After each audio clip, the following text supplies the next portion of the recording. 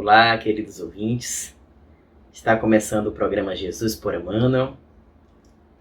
Estamos estudando a obra Caminho, Verdade e Vida, psicografia de Francisco Cândido Xavier, de autoria do Espírito Emmanuel. Hoje estudaremos o capítulo 48 desta obra, intitulado Guardai-vos. Eu me chamo Alexandre Pavão e farei o estudo com vocês.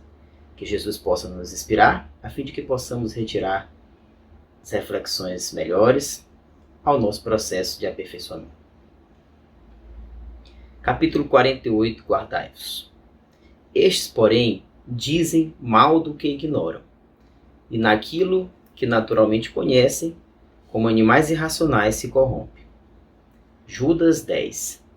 Aqui, antes de adentrarmos nas reflexões do benfeitor espiritual Emmanuel, importante esclarecermos que esse Judas que aparece aí, no Novo Testamento, não é o Judas Iscariotes, é o Judas Tadeu, irmão de Levi, que conhecemos como Mateus, e Tiago Menor, filhos de Alfeu. Então esse é o Judas que aparece no Novo Testamento. E aparece somente o 10 porque a carta, a epístola de Judas não tem capítulos, somente versículos, então aparece somente o versículo 10. O benfeitor espiritual Emmanuel comenta essa passagem. Em todos os lugares encontramos pessoas sempre dispostas ao comentário desairoso e ingrato relativamente ao que não sabem. Almas levianas e inconstantes não dominam os movimentos da vida, permanecendo subjugadas pela própria inconsciência. E são essas justamente aquelas que, em suas manifestações instintivas, se portam no que sabem como irracionais. Sua ação particular costuma corromper os assuntos mais sagrados, insultar as intenções mais generosas e ridicularizar os feitos mais nobres. Guardai-vos das atitudes dos murmuradores irresponsáveis. Concedeu-nos o Cristo a luz do Evangelho, para que nossa análise não esteja fria e obscura. O conhecimento com Jesus é a claridade transformadora da vida, conferindo-nos o dom de entender a mensagem viva de cada ser e a significação de cada coisa, no caminho infinito. Somente os que ajuizam acerca da ignorância própria, respeitando o domínio das circunstâncias que desconhecem, são capazes de produzir frutos de perfeição com as dádivas de Deus que já possuem. Então, meus queridos ouvintes, Emmanuel traz para a gente reflexões preciosas a respeito dessa passagem da Epístola de Judas, especificamente no versículo 10. Começa falando para a gente dessas pessoas que falam daquilo que não conhecem, né? Que falam com propriedade, como se tivesse domínio daquilo que não conhece, o que o Judas Tadeu fala, estes, porém, dizem mal do que ignoram, né? E daquilo que conhecem se corrompem. Então a gente vai entender um pouco melhor o que Judas estava querendo trazer para a gente a partir das reflexões que o benfeitor espiritual Emmanuel faz sobre essa passagem. Essas pessoas que ele chama de levianas, inconstantes, né, permanecendo subjugadas pela própria inconsciência. Então, são aquelas pessoas que tecem por vezes comentários enfáticos ou exaram sentenças de maneira como se possuíssem o domínio a respeito daquele assunto que está sendo tratado. Um exemplo, numa roda de conversa, a pessoa é levantado um assunto que não é da alçada daquela pessoa, vamos supor um assunto na área jurídica, né? E aquela pessoa ela não é da área jurídica. E aí é levantado um assunto específico da área jurídica, e aquela pessoa começa a tecer comentários de maneira com propriedade, como se tivesse propriedade para falar daquilo, como se tivesse domínio daquele conteúdo que está sendo ali discutido, muitas vezes apenas para buscar alimentar seu orgulho, sua vaidade, seu egoísmo, buscar algum prestígio naquele meio ali que ela se encontra. Por isso que Emmanuel fala, almas levianas inconstantes que permanecem subjugadas pela própria inconsciência. E aí, para a gente entender um pouco melhor, a gente vai lá na obra No Mundo Maior, a obra psicografada por Chico Xavier, de autoria do espírito André Luiz.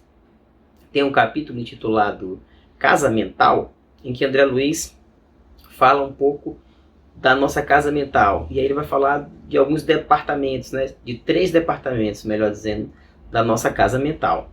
O inconsciente, o consciente e o superconsciente.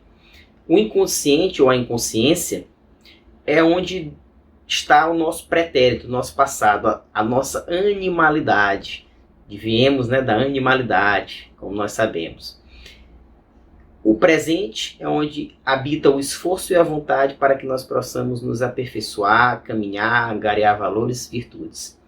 E o superconsciente, a superconsciência, é onde se encontram os valores, as virtudes elevadas, os valores morais elevados da vida, os valores do evangelho se encontram na superconsciência. Então a gente busca trabalhar, né, justamente o consciente, com esforço e vontade, para atingir esses valores, angariar esses valores que estão no nosso superconsciente. E aí essas pessoas que ainda se integram a essas ilusões da vaidade, do orgulho, do egoísmo, ainda estão ali sendo subjugadas, presas ao pretérito, à sua animalidade, presas justamente a essas ilusões do orgulho, da vaidade e do egoísmo. E ele vai falar, essas mesmas pessoas, quando sabem de algum conteúdo, quando têm conhecimento a respeito de algum campo do saber, acabam se corrompendo, né?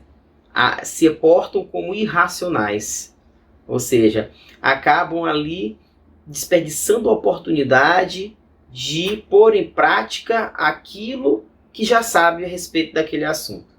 E aí ele vai dizer que a sua ação particular costuma corromper os assuntos mais sagrados, insultar as intenções mais generosas e ridicularizar os feitos mais nobres. Ou seja, dando um exemplo, é aquela pessoa que já conhece um pouco do evangelho, mas diante de uma oportunidade que tem de praticar, né, mostrar esse conhecimento na prática, como por exemplo, um irmão, uma amiga dessa pessoa, um amigo, uma amiga dessa pessoa está passando por alguma dificuldade na vida e está tentando aplicar as lições do evangelho, por exemplo, está tentando perdoar alguém que lhe causou uma ofensa, causou algum malefício. E essa pessoa fala para ela, essa pessoa que já conhece o evangelho, fala para ela, olha, se eu fosse tu eu não engoliria isso, se eu fosse tu eu não aceitaria isso, eu não perdoaria não, isso aí é inadmissível, como é que pode, né, uma pessoa fazer um negócio desse contigo? Ou seja, com uma conduta contrária àquilo que ela já conhece. Então agem como irracionais, se corrompem, ou seja, não trazem para o campo da racionalidade aquilo que já conhece, não trazem para o campo do consciente, né? Ou seja, não emprega o esforço e a vontade para aplicar aquela lição do evangelho para justamente acessar esses valores que a gente estava falando agora, morais elevados, os valores do evangelho que estão no superconsciente. Então, acabam que se entregando a essa inconsciência também. Acabam que ficando... Por isso que o evangelista Tadeu, o Judas Tadeu, fala como irracionais se corrompem, né? E naquilo que naturalmente conhece, como irracionais se corrompem. Ou seja, ficam ali entregues, né, à ilusão do orgulho, da vaidade, do egoísmo, e acabam que agindo como irracionais. Não traz para o campo racional, não racionaliza aquela situação e verifica a oportunidade de pôr em prática, de colocar em movimento aquilo que ela já conhece. E aí ele vai falar mais o seguinte, Emmanuel vai falar ainda, guardai-vos das atitudes dos murmuradores irresponsáveis. Então cuidado, aquela pessoa que chega falando mal de outrem, aquela pessoa que só alimenta conteúdos que não vão trazer benefícios, que não edificam alguém. Então cuidado com esse tipo de conteúdo que não traz edificações, né? E aí a gente vai fazer um paralelo aqui, para entender bem essa orientação de Emmanuel, lá com a segunda epístola de João. Segunda epístola de João, versículos 10 e 11. Se alguém vem até vós sem ser portador desta doutrina, não recebais em vossa casa, nem o saudeis.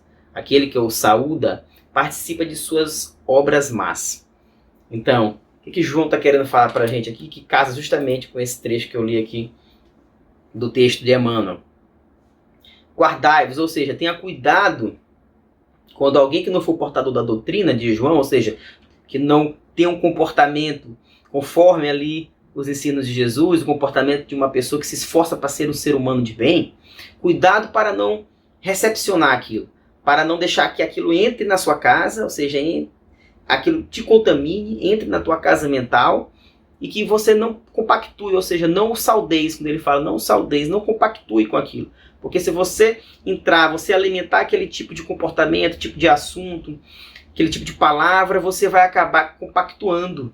E aí, como nas palavras do evangelista João, aquele que o saúda participa de suas obras más. Ou seja, você vai acabar participando também daquele tipo de comportamento ali, que não é um comportamento, né, adequado, um comportamento conforme, né, os ensinos do Cristo, conforme esses valores morais elevados, que visam justamente a fraternidade, o bem comum, né, visam promover o bem comum, visam estimular a fraternidade, a solidariedade, esses valores que o Cristo veio nos ensinar. Então, Emmanuel vai continuar falando, né, que o Cristo nos concedeu a luz do Evangelho para que a nossa análise não esteja fria e obscura, ou seja, para que nós possamos acender esse combustível do amor, né, esse combustível da prática da caridade que o Cristo nos ensinou, e para que para que a nossa análise não seja obscura, ou seja, para que nós tenhamos sabedoria, né? O Evangelho também nos traz sabedoria, nos traz conhecimento, para que nós saibamos a direção, como se comportar diante dessas situações e qual substância devemos empregar, que é o amor. Então, amor e sabedoria são esses dois ingredientes que o Evangelho nos fornece, para que possamos não adentrar, não compactuar com esse tipo de comportamento e ajudar o semelhante que ainda se encontra adotando esse tipo de comportamento. Então ele vai falar que o conhecimento com Jesus é claridade transformadora da vida, conferindo-nos o dom de entender a mensagem viva de cada ser e a significação de cada coisa no caminho infinito. Que justamente quanto mais a gente adentra no conhecimento com Jesus, no conhecimento do Evangelho, né, buscando praticá-lo em nossas vidas, vivenciá-los, mais a gente tem uma compreensão dilatada da vida, de cada ser, de cada coisa, dos acontecimentos da vida. Então, mais se amplia no nosso grau de compreensão a respeito da vida de uma maneira geral. E Emmanuel finaliza: somente os que ajuizam acerca da ignorância própria, respeitando o domínio das circunstâncias que desconhecem, são capazes de produzir frutos de perfeição com as dádivas de Deus que já possuem. E aqui ele ressalta um ponto importante, que é a humildade, minha gente. Então é preciso que eu reconheça as minhas deficiências, reconheça o que eu não sei, a minha própria ignorância em determinados aspectos da vida, determinados campos do conhecimento, e por aí vai, para que eu possa utilizar os meus talentos que eu já desenvolvi durante as sucessivas reencarnações em prol da vontade divina, para que eu possa produzir esses frutos de perfeição que Emmanuel fala, para que eu possa me fazer com que a minha água se torne mais límpida, para que a vontade divina possa refletir através do meu comportamento. Então, esse é o convite que Jesus nos faz, essa reflexão que Emmanuel traz para a gente que a gente possa não ser essas pessoas que não colaboram com o serviço do Cristo, com o trabalho do Cristo, né? As pessoas que falam do que não sabem, ou que quando já sabem não praticam, não vivenciam, não colocam em movimento aquilo que já conhecem, para auxílio do próximo, para o auxílio do semelhante e o próprio auxílio, o próprio aperfeiçoamento. Então, que possamos seguir essa trilha do autoconhecimento, essa trilha da humildade, que fará com que nós possamos cada vez mais ascender rumo a Deus, acessando esses valores do superconsciente, saindo do inconsciente, fazendo esse esforço, exercitando esse esforço, essa vontade do consciente, para que possamos acessar esses valores do superconsciente e então caminharmos com segurança diante dos desafios que a vida nos oferece para a nossa própria evolução. Então, minha gente, essa foi a nossa contribuição para o estudo de hoje. Amanhã faremos o estudo do capítulo 49. Muita paz a todos, tenham uma ótima semana, fiquem com Deus.